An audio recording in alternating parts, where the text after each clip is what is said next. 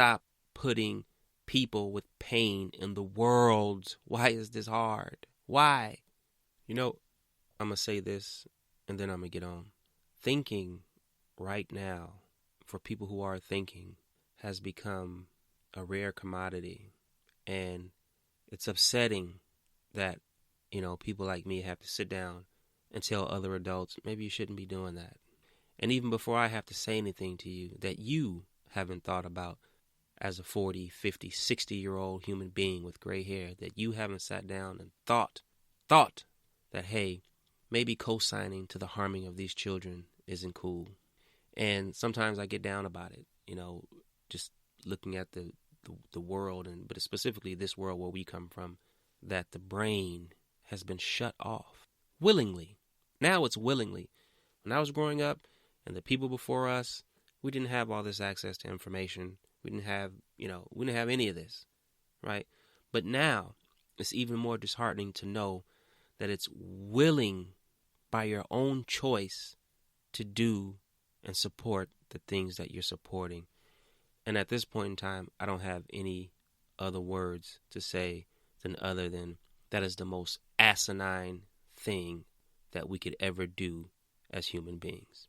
Ladies and gentlemen, I hope you got something today in between all the ranting and raving. I hope you got something. Sister Elder, Sister Governing Body Member, Sister Circuit Overseer, I hope you got what I just said to you today. And I'm pretty sure, as sad as it is, it will still probably fall on deaf ears. But for those one or two sisters and those one or two elders who are listening, and when you lay your head down every night, something is wrong with that policy of having two people to verify a horrendous act. Do you know, first of all, let me sidetrack. The only reason why they're saying they need two people is because they know the likelihood of that happening is nil. I'm sure it does happen sometime. There are other people around. But for the most part, it allows them plausible deniability. Get familiar with that term. Get familiar with it. With that being said, you guys, take it, sit on it, meditate on it, and turn your brain on. Turn it all the way on till it clicks. Get your mind off cruise control and start thinking. Ladies and gentlemen, that will do it for me today. And I want to give you guys a heads up that next week, I finally had a chance to sit down with a financial advisor that I told you guys that I met a couple of weeks ago. We finally had a chance to sit down and hash some things out. So I'm going to have him on next week, Wednesday.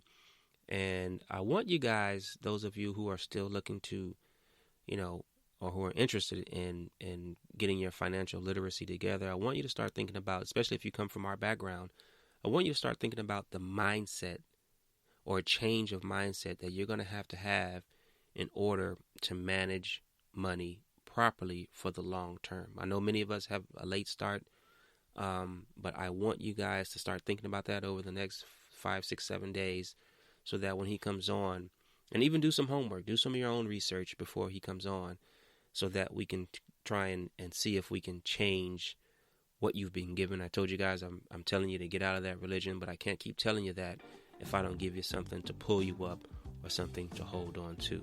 Okay? So with that being said, ladies and gentlemen, until next week, keep your eyes open, keep your ears open, and your brains working. I'll see you next week.